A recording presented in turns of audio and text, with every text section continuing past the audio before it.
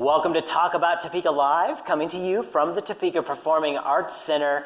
We're connecting the art today with Barbara Waterman-Peters from Studio 831, brought to you by the Topeka Performing Arts Center.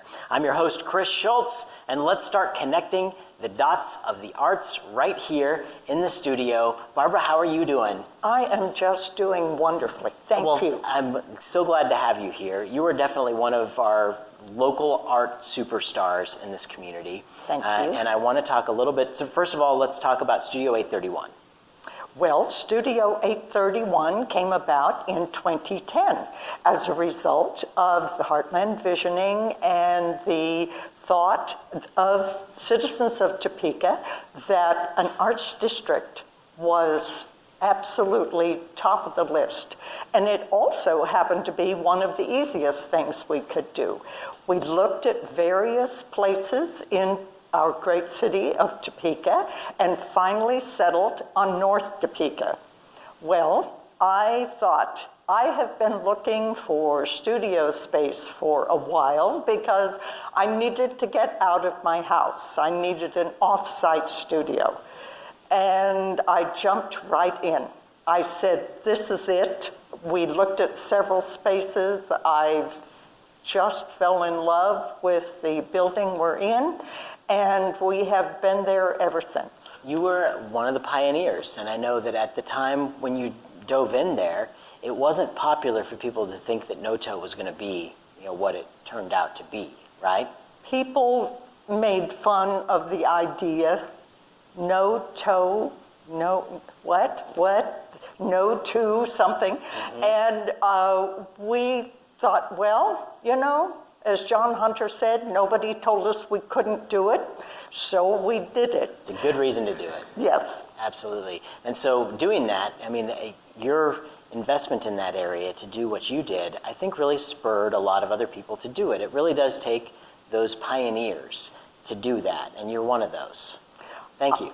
Well, you are welcome. I decided that it was both for community reasons and for selfish reasons. I wanted a studio. Here was a perfect opportunity, so I signed on the dotted line. And it was kind of coming home for me, Chris, because as a toddler, I lived in North Topeka on Logan Street.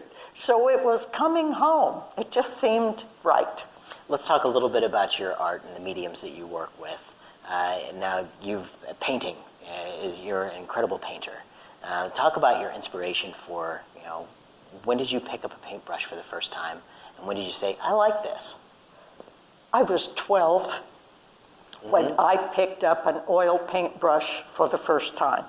These were the days before OSHA.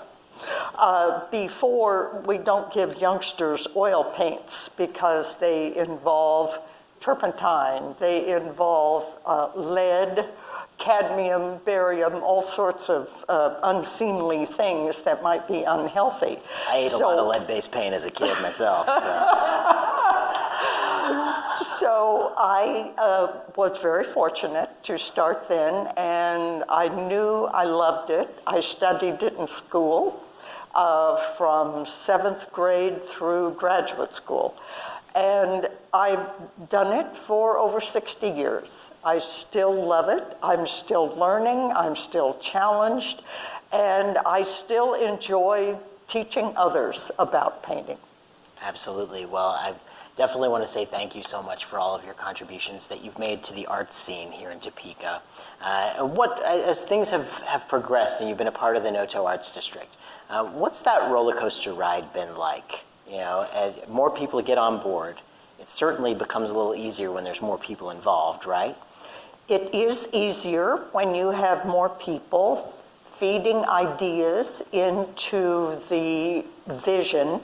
NOTO is a wonderful example of starting with a few basics and having all kinds of wonderful ideas, personalities, interests come in and change things, develop things, strengthen things, discard things that aren't working. from my window, and I am given the opportunity by Kim to write a short piece every month called View from My Studio, which she publishes online. And I am thoroughly enjoying that. I have done that almost 2 years now. But the View from My Studio has given me a chance to observe the human condition, to observe change, to observe our city growing, finding itself, discovering how wonderful it is, and to be a part of that, to witness it every single day is an amazing experience that I would not trade for anything. Absolutely. Well, I want to thank you so much for being on the show and for all that you do. Because, again, we would still be sitting around saying it's not possible, and for people like you who went out there and said, oh, yes, we can. So thanks for your dedication. I know it is not easy to do, and thanks for all that you do for the art scene. Thank you, Chris, for all that you do. It takes a village, and I just try not to be the village idiot all the time. My sister tells me I don't do it. Anyway. Okay. Well, you can find out more information. Find Studio 831 on Facebook. Would like to thank our sponsors for the show. It is going to be the Topeka Performing Arts Center, very appropriate, bringing locals together to make great events and lifetime experiences. That's here at the Topeka Performing Arts Center. This is Talk About Topeka Live, and you've just watched our exclusive with Barbara Waterman-Peters. Thank you so much for joining us. Thank you.